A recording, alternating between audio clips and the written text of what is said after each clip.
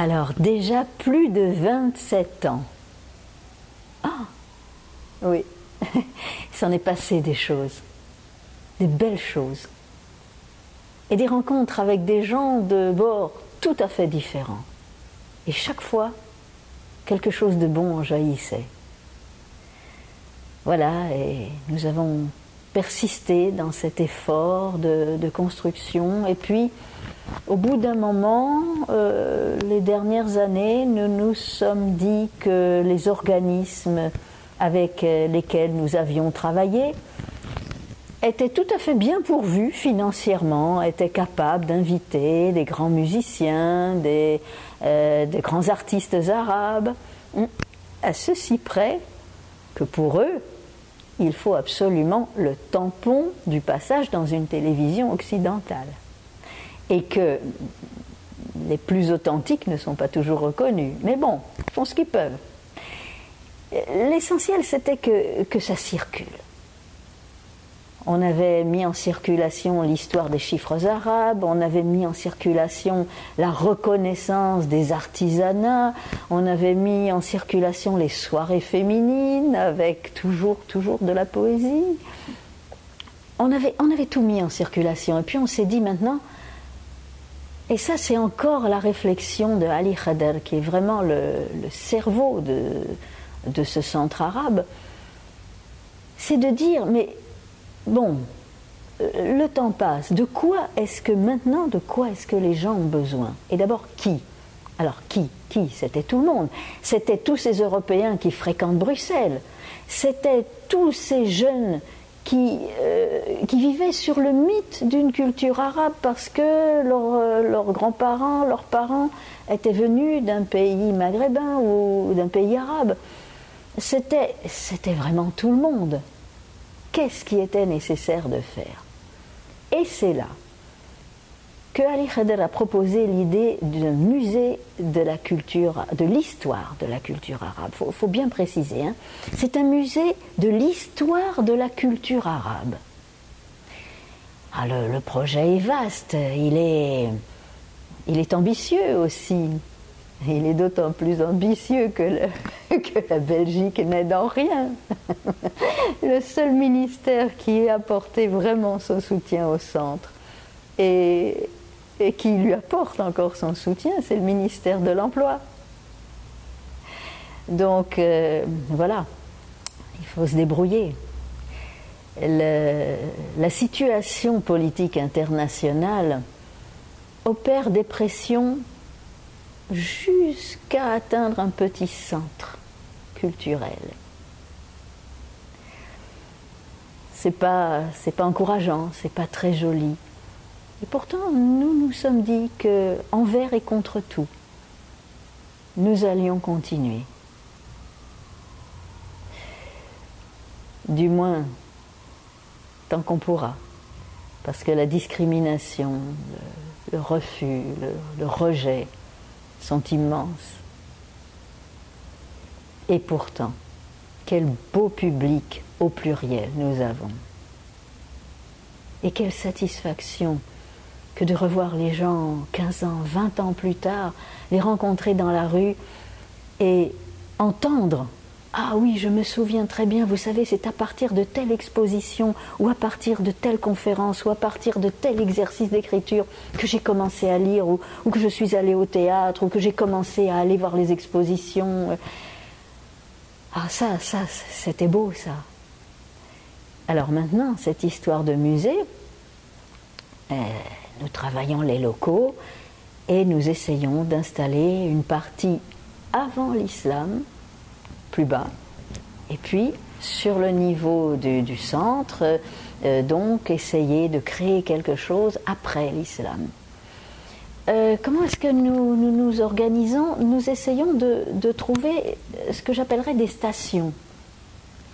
Et une œuvre pour le début, une œuvre d'art contemporaine, puisque nous avons des artistes arabes qui, pour le centre, pour le musée, se sont mis au figuratif.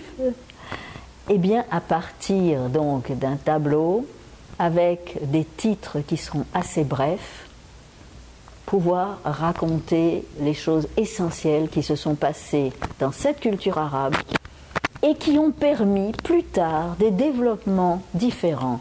Entre autres, on peut dire que vraiment que la culture occidentale a pris énormément à la culture arabe.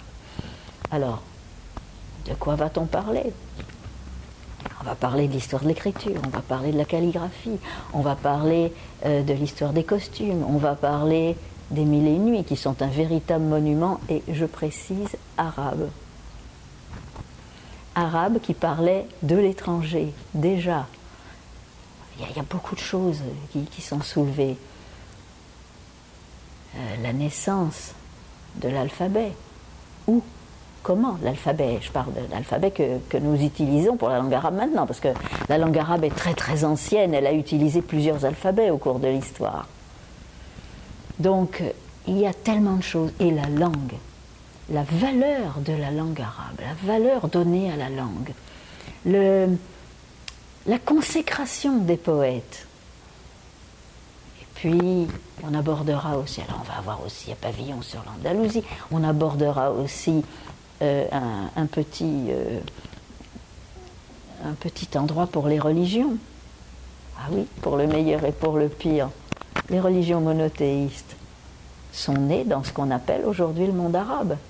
Elles en sont imprégnées. Et alors, ce qui semble intéressant, par exemple, au niveau des religions, c'est pas de faire une liste en disant, voilà, il y a ça, il y a ça, il y a ça. Non. C'est de dire, bien sûr, les religions sont des instruments de pouvoir, d'accord. Mais dans ce cheminement, dans cette recherche, et d'une religion à l'autre, et d'une secte à l'autre, et de façon très compliquée, il y a des moments de l'histoire humaine qui ont été enregistrés. Prenons un exemple, cette terrible fête du mouton que tout le monde redoute chez les musulmans. Et les musulmans ont perdu la mémoire, ils ne savent pas ce que c'est. Mais c'est une chose infiniment importante. Elle a commencé il y a très longtemps, elle a été mise en place par la religion juive, elle a été reprise autrement par les chrétiens, et les musulmans ont, semble-t-il, été très forts au bout du sens. Mais on n'en parle pas. Et qu'est-ce que ça enregistre, cette fête-là ? Tout simplement le moment où les sociétés renoncent au sacrifice humain. Voilà un exemple au milieu de tant de choses. Alors est-ce que ça ne vaut pas la peine de se pencher sur des choses comme ça, de retirer le fatras des superstitions, des interdits, des dérives, des fables. La fable, c'est joli, hein, quand on sait que c'est une fable. Et d'aller à l'essentiel. Qu'est-ce qui a été vraiment enregistré ?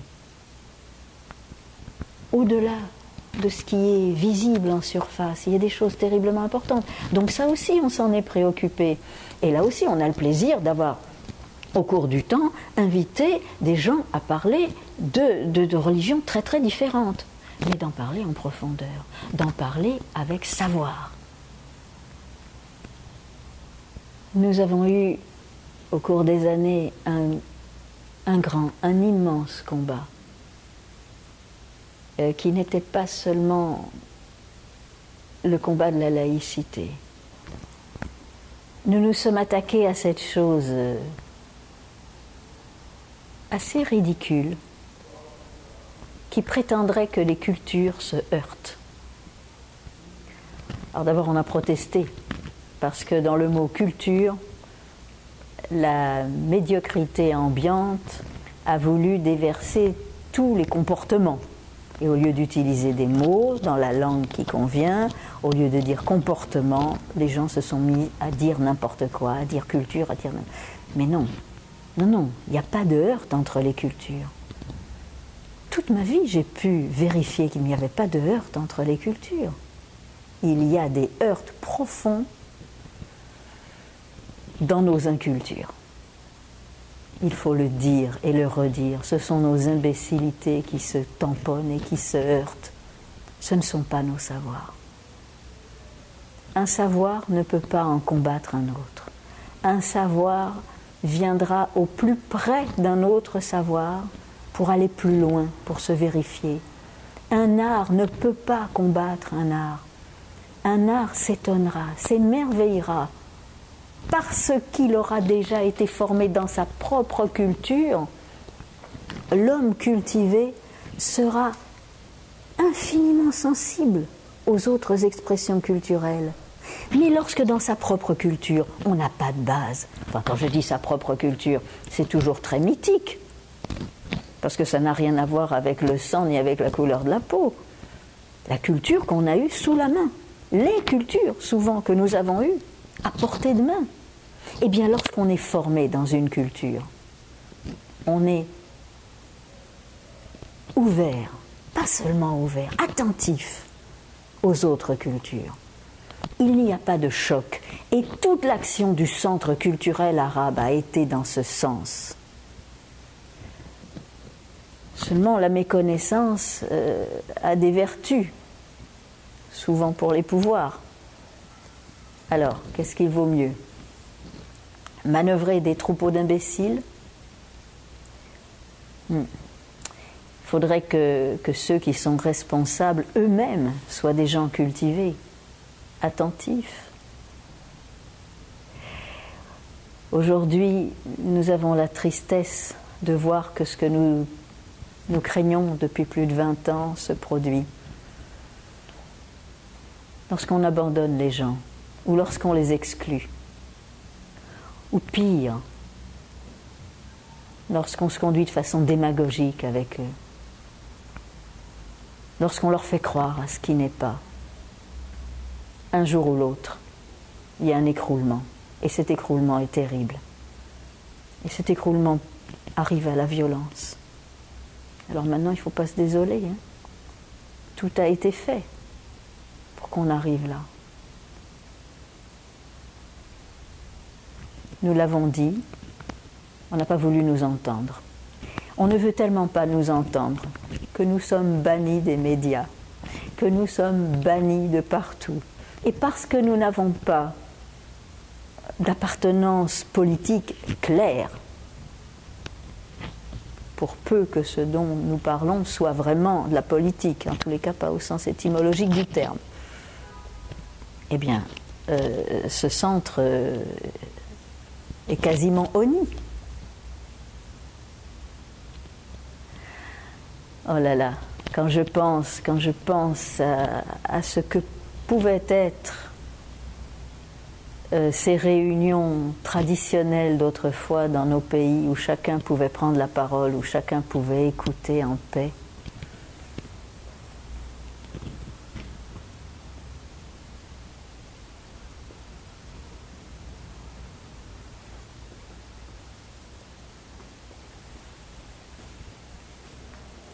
Je me dis quand même, on a perdu beaucoup de choses. La fascination du plus fort, la fascination de l'Occident, apparemment, ça ne donne pas de bons résultats. Et pour ceux qui pourtant sont maintenant des Occidentaux, même s'ils viennent des pays arabes, même s'ils viennent de loin, c'est une difficulté parce qu'ils n'ont pas trouvé leur place. Voilà. Alors, notre espoir, c'est que ce centre puisse continuer envers et contre tout. C'est une longue militance, c'est une longue résistance. Résistance au pas beau, résistance à l'opinion pour lui substituer la pensée, résistance aux intérêts... aux intérêts, tout simplement, aux vilains intérêts, disons.